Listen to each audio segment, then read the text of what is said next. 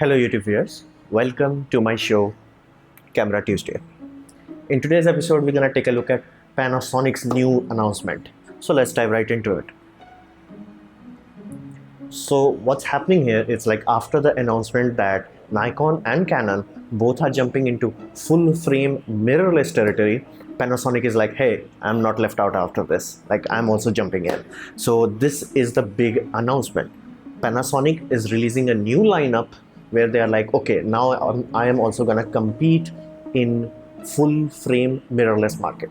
So that's the first number. Second, they're gonna release two cameras, not one, two cameras, and it's literally like Nikon Z and Nikon Z series camera, where one would be more focused on affordability, another would be more focused on performance or like high megapixel. So they are going that same route where they have one 24 megapixel, another 47 megapixel. So this is the whole plan. And be mindful, this is a preview event, so if you see anybody giving you a review or full detail, that may not be accurate, simply because what this preview event means is basically Panasonic came out and it's like, whoa, before you spend your money on Nikon or Canon's full frame, wait, we are releasing something. This is not something like, this is not ready. Like basically what you say, ambassador also specified that there is a good chance that they're gonna remove this three-way screen and give a flippy screen because enough people complained about it. Now this is just a hope, this is somebody said it.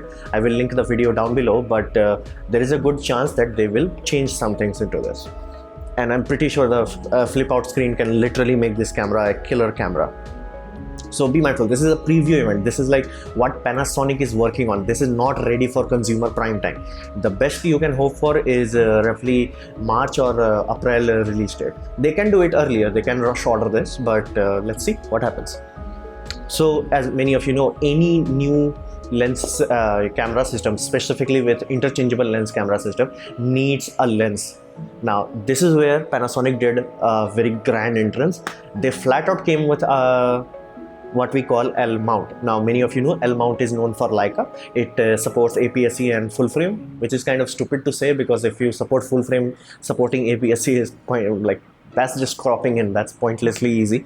So this idea that directly coming into the market where you already have lens, already have full frame, high quality, high value lens, like of course those lenses are $5,000, but they are there, and there are third-party L-mount lenses already in the market. So suffice to say, all things considered, they have they are the only one that can even come close to Sony, because at this point Sony already has a new lens lineup ready, like native lineup, and Canon and Nikon both only have like 3 to 4 lenses to offer, native one. I'm not talking adapted one. Now however, because adapter works perfectly on a native system, they do get like 4 native lens plus 300 lens. So that plus 300 is still a big issue, but here they at least made an entrance where not only Leica releases very high quality lenses. Now many people say those lenses are overpriced, fair enough, but at least you have the option, and not to mention there are third party lenses available for this system.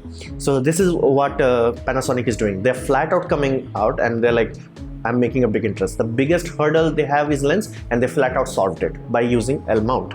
And this whole thing, Panasonic realized that they are really not that good at making lenses. Their lenses are already stamped by Leica or whatever. There is some business integration going on, and I do not know the full depth of it, and many of you can comment down below, but Leica plays a very crucial role in Panasonic's already Lumix lineup. Already they play as a very crucial role. So suffice to say, Panasonic, realizing that they have this issue, they made a partnership with Leica, of course, for their mount system, and Sigma for their lens lineup. And they've taken a page out straight out of Nikon's press release, and they're like, our roadmap. Like rather than releasing lens, our roadmap. And not to mention, these lenses are not finalized. That's why you don't see aperture rating on them. And many people are sure that 70-200 is f2.8 because it does not make sense to make it lower. However, I'm not sure of that, because if it was, they would point it out, and if it was bigger than that, if it was bigger than f2.8, they would really emphasize on that. So they are not doing it. So that kind of irks me.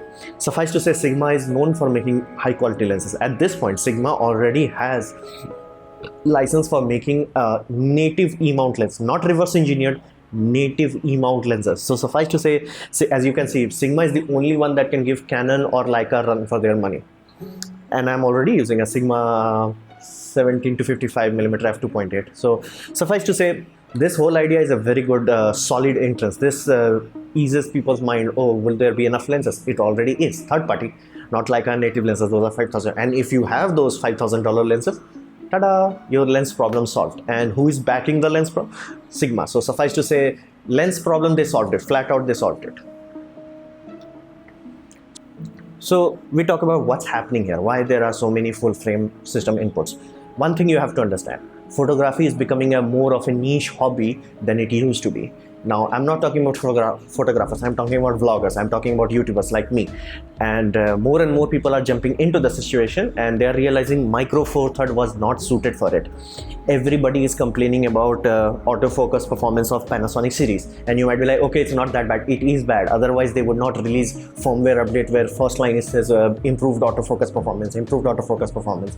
If it wasn't an issue, they will say, okay, now added, intervalometer, added this 10-bit support internal recording, 10-bit in 60 frames per second. Instead of those things, what you are getting is autofocus improvement, fix this bug, fix that. So suffice to say, Micro Four Third system, not only it's not very cheap compared to APS-C, as I already made a video about that. You can check it out in my last episode. APS-C flat out killed Micro Four Third, and not to mention Micro Four Third has only been there for 10 years, and Panasonic is already like, yeah, this is limiting.